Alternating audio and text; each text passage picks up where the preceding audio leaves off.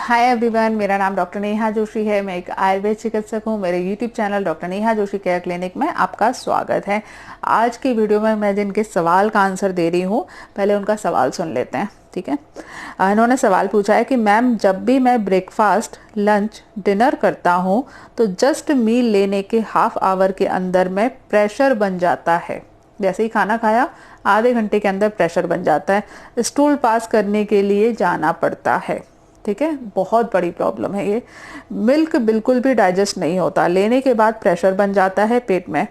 Ma'am, ये digestion की problem काफ़ी टाइम से है। जब भी मैं मॉर्निंग टी लेता हूँ तो उसके बाद भी स्टूल पास करने जाना पड़ता है। मैम, मॉर्निंग में स्टूल पास करने में थोड़ा जोर लगाना पड़ता है। मैं रेगुलर वर्कआउट भी करता हूँ और मॉर्निंग में हेड स्टैंड भी करता हूँ। हेड स्टैंड मतलब सिर पे खड़े होना, शीर्षासन टाइप से। ठीक है। लास्ट 1 ईयर से मेरे हेयर भी वाइट हो रहे हैं। पहले तो काफ़ी ब्लैक थे। फेस में अनइवन सा कलर रहता है। लिप्स में बहुत ज़्यादा पिगमेंटेशन हो रही है। समर टाइम में पीठ में पिंपल्स की तरह निकलते हैं और पस जैसे हो जाते हैं। मैम, मैंने आपकी वीडियोस देखने के बाद सारीवादी वटी लेना शुरू किया है। मेरे ईयर ड्रम में माइनर होल है। डॉक्टर को चेक कराया था तो बताया कि 30-40% होल है। तो मैं ज़्यादा आयुर्वेदा पे ट्रस्ट करता हूँ। मेरा कन्फ्यूजन है कि लक्ष्मी विलास रस टैबलेट लेना भी ज़रूरी है। Ma'am, please don't show these image. इन्होंने अपनी इमेज भेजी थी। डोंट वरी, मैं किसी की भी इमेज शो नहीं करती। और हाँ, इसके साथ ही इन्होंने एक प्रॉब्लम और लिखी है जो ये बताना भूल गए थे कि मैं जैसे ही पानी पीता हूँ उसके बाद इनको यूरिन आ जाती है। इन्होंने लिखा है कि जैसे ही पानी पीता हूँ तो मुझे बार बार यूरिन आती रहती है। मैं इससे बहुत ज़्यादा परेशान हूँ। देखिए, इतनी सारी प्रॉब्लम्स इन्होंने बताई। इसकी पहली प्रॉब्लम को अगर आप ध्यान से सुनेंगे तो आपको बहुत सारा ट्रीटमेंट समझ में आ जाएगा। ठीक है। पहली प्रॉब्लम कहाँ गई?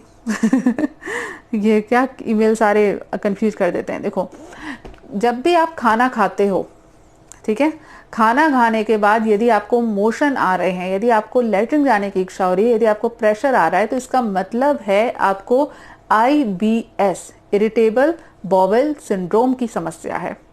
IBS का एक क्लासिकल सिम्टम होता है कि खाना खाने के साथ ही प्रेशर आना। होता क्या है, ठीक है, इस चीज़ को समझो। हमारे शरीर में जैसे ही खाना पेट के अंदर गया, जैसे ही अंदर गया, हमारे पहले तो ईसोफेगस जो होती है यहाँ की, वो मूवमेंट करती है। ईसोफेगस का हमारी पूरी जो GI-T ट्रैक है, इसका जो मूवमेंट होता है वो एक कैचुए के तरीके का होता है। मतलब वो फूलती है, सिकुड़ती है, फूलती है, सिकुड़ती है, और इसी तरीके से खाना जो है वो नीचे जाता है। इसका जो प्रोसीजर है, इसकी जो तरीका है, उसको मैंने जब इंटरनेट पे देखा तो मुझे एक बहुत ही अच्छा वीडियो मिला। दूसरे का वीडियो शो करना इलीगल होता है, इसलिए मैं उस वीडियो की लिंक नीचे डिस्क्रिप्शन में दे रही हूँ। तो उन्होंने बहुत ही अच्छे इमेज के तरीके से बताया हुआ है कि किस तरीके से इंटेस्टाइन के अंदर मूवमेंट होती है। तो प्लीज़ उसको ज़रूर देख लीजिए। जैसे ही आपने खाना खाया, आपके शरीर के अंदर स्टमक में, पहले इसोफेगस में, फिर स्टमक में मूवमेंट चालू हुई। इरिटेबल बॉवेल सिंड्रोम में क्या होता है कि जैसे ही आपकी GI-T ट्रैक के, पूरे GI-T ट्रैक के एक पार्ट में मूवमेंट चालू हुई, ठीक है, चाहे वो इसोफेगस में हुई, स्टमक में हुई, फिर ड्यूडेनम में हुई, वैसे ही धीरे धीरे सारे आपके इंटेस्टाइन में मोशन चालू, जो मूवमेंट है वो चालू हो जाती है। इसको पेरिस्टाइलिक मूवमेंट बोलते हैं। आंतों की गति होना, परस्पर गति होना, ये चालू हो जाती है। वैसे भी होती रहती है। ऐसा नहीं है कि आपके हमारे शरीर में, जब अगर जो व्यक्ति जिनको IBS की प्रॉब्लम नहीं है उनको नहीं होती, उनको भी होती है, लेकिन वो कंट्रोल होती है ना। कंट्रोल होने से क्या होता है कि आपके जो खाने की दर है, स्टमक से लेके बाद में पास होते होते रेक्टम तक पहुंचने की जो ये स्पीड है, वो रेगुलेट रहती है। लेकिन IBS के पेशेंट में जैसे ही आपके पेट के अंदर खाना गया और खाना स्टमक से जैसे ही आगे बढ़ के इंटेस्टाइन के फर्स्ट पार्ट यानी कि ड्यूडेनम में पहुंचा, और ड्यूडेनम में जैसे ही मोशन चालू है, पूरी की पूरी आंतों के अंदर मूवमेंट चालू हो जाते हैं। और जैसे ही मूवमेंट चालू हो जाते हैं तो तुरंत ही आपको प्रेशर हो जाता है। ये IBS का क्लासिकल सिम्टम होता है। IBS को दूर करने के लिए, इससे रिलेटेड मैं ऑलरेडी पुराने वीडियो बना चुकी हूँ, उसकी लिंक मैं आपको डिस्क्रिप्शन में दे दूंगी। प्लीज़ पुराने वीडियोस एक बार ज़रूर देख लीजिए, जिससे आप सारी चीज़ें क्लियर कर सकें। ठीक है। अब इसमें आप ट्रीटमेंट नोट करो। इस कंडीशन में करना क्या है आपको? IBS को ठीक करने के लिए सबसे पहले तो आपको कुटज घन वटी का प्रयोग करना है। ठीक है। कुटज घन वटी, ये टैबलेट फॉर्म में आएगी। मार्केट में इसकी एक डिब्बी मिलती है। एक डिब्बी में करीबन 40 गोलियां होती हैं। करीबन नहीं, मतलब 40 गोलियां ही होती हैं। ठीक है। तो कुटज घनवटी की आपको 2 टैबलेट लेनी है। इसके साथ में आपको मिक्स करना है चित्रकादी वटी। चित्रकादी वटी की भी एक डिब्बी में 40 गोलियां आती है, तो आपको उसकी भी 2 गोली लेनी है, ठीक है। साथ में लेना है आपको अग्नि तुंडी वटी, ठीक है। इसके साथ में आपको लेनी है अग्नि तुंडी वटी। ये 3 टैबलेट हो गई। पहली हो गई कुटज घनवटी, फिर चित्रकादी वटी, फिर अग्नि तुंडी वटी। तीनों ही टैबलेट फॉर्म में आएंगी। मार्केट में आप खरीदने जाओगे तो आपको एक डिब्बी आएगी, एक डिब्बी में 40 गोलियां ही आपको मिलेंगी। आप क्या करिएगा, ये तीनों की 40-40 गोलियां टोटल मिला के कितनी हो गई, 120 गोलियां। इनको इकट्ठा ले लीजिए, मिक्सी के एक छोटे से जार में इसको पीस दीजिए। पीसोगे तो इसका बिल्कुल बारीक पाउडर बन जाएगा। इसकी जो ये पाउडर बना है उसकी इक्वल अमाउंट की आपको 20 पुड़िया बनानी है, ठीक है। इक्वल अमाउंट की 20 पुड़िया बनाओगे तो एक एक पुड़िया सुबह शाम खाना खाने के बाद गुनगुने पानी के साथ आपको प्रयोग करना है, ठीक है। ये तीनों टैबलेट की आपने पुड़िया बना ली। पुड़िया बनाने के बाद में एक एक पुड़िया सुबह शाम खाना खाने के बाद गुनगुने हल्के से जो गर्म पानी होता है उसके साथ में आपको प्रयोग करना है, ठीक है। दोनों टाइम खाना खाने के बाद आपको द्राक्षासव का प्रयोग करना है। द्राक्षासव 15-15 ml की मात्रा में, यानी कि 2 बड़े चम्मच 15 ml की मात्रा में आधे कप पानी में मिला के सुबह शाम खाना खाने के बाद आपको प्रयोग करना है। आप द्राक्षासव का प्रयोग और ये जो मैंने आपको पुड़िया बनवाई है अभी कुटज घनवटी, चित्रकादी वटी और अग्नि तुंडी वटी की, इसकी पुड़िया का प्रयोग आप दोनों मेडिसिन का साथ में प्रयोग कर सकते हो 5-10 मिनट के अंतर से, ठीक है। आपको 1-2 घंटे का डिफरेंस लेने की जरूरत नहीं है, दोनों मेडिसिन साथ में प्रयोग की जा सकती है। सुबह सुबह खाली पेट आपको अविपत्तिकर चूर्ण का प्रयोग करना है। अविपत्तिकर चूर्ण सुबह सुबह खाली पेट आपको लेना है 3 ग्राम की मात्रा में, ठीक है। इतनी चीजों का आपको प्रयोग करना है। आपकी जो IBS की कंडीशन है इसमें आपको बहुत ज्यादा आराम मिल जाएगा। आपने बताया कि आपको दूध नहीं पचता है।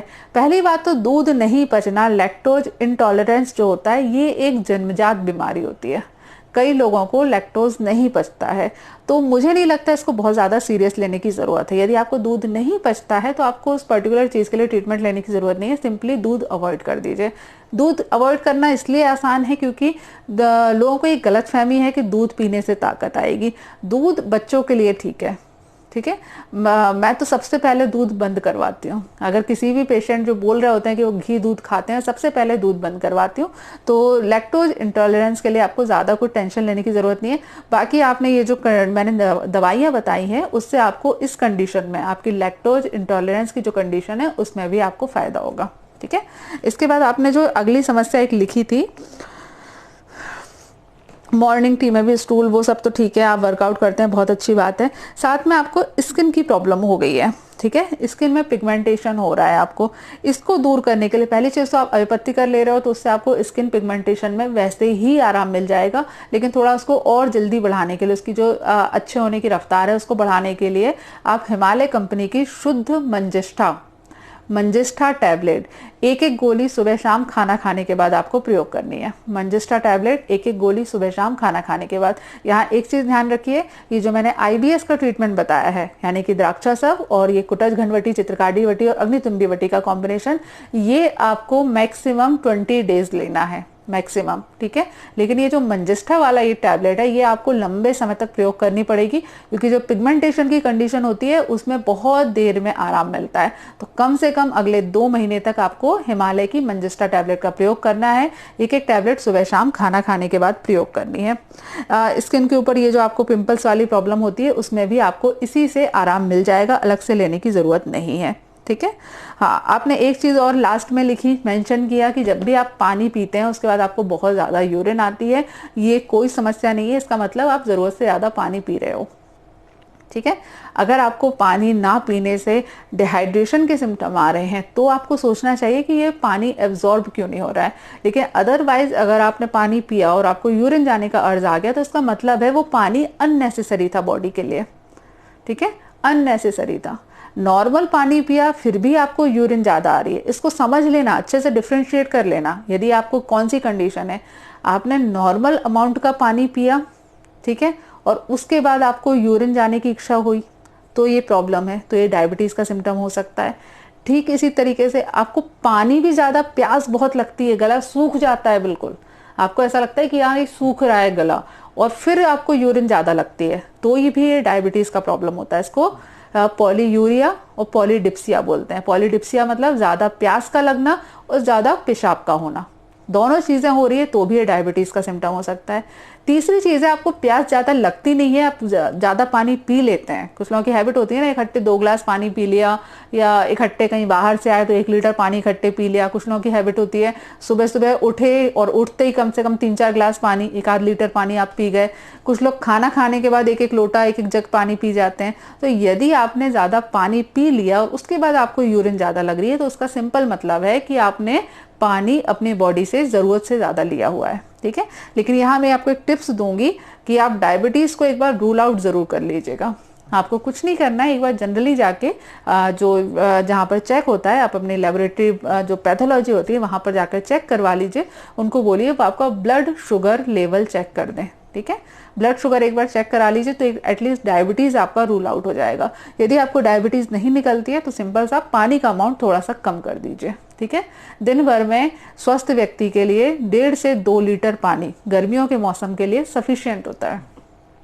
1.5 से 2 लीटर पानी गर्मियों के मौसम में सफिशिएंट है, ठीक है। ठंड के मौसम में तो और कम हो जाता है, 1 लीटर पानी भी सफिशिएंट होता है। तो इस चीज़ का ध्यान रखिए, अननेसेसरी ज़्यादा पानी पीने की आपको ज़रूरत नहीं है, ठीक है। चलिए आज के लिए इतना ही इस वीडियो में। नेक्स्ट वीडियो में आपसे मुलाकात होगी।